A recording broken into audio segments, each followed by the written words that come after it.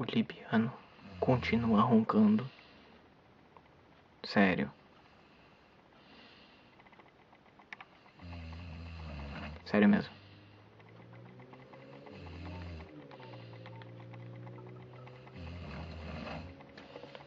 Ah, filho da puta. Tá lá ele, ó. Aquele corno. Aquele merda, aquele podre. Aquele Calypso. O cara é mó estourado. Tomara que você acorde, meu. Acorda logo, seu porra, seu gordo.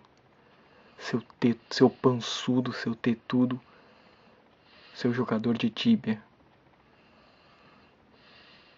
Seu esgoto.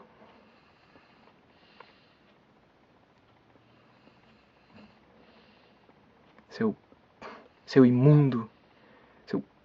Seu puta miserável, cara. Seu árabe, filho da puta. Para de roncar, mano.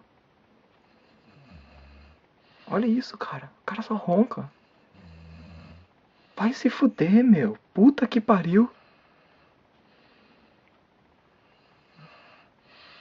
Cara, que triste, meu. Que vida podre. O louco só come, dorme, não fala inglês e ainda ronca, né, meu? Só pra estragar meu dia.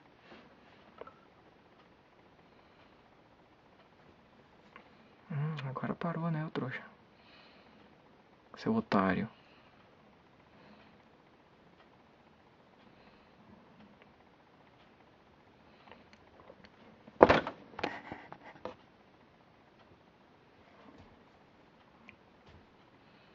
Pior que é recém 2 da manhã.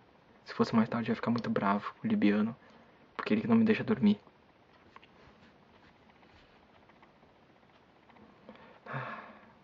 Pô, peraí.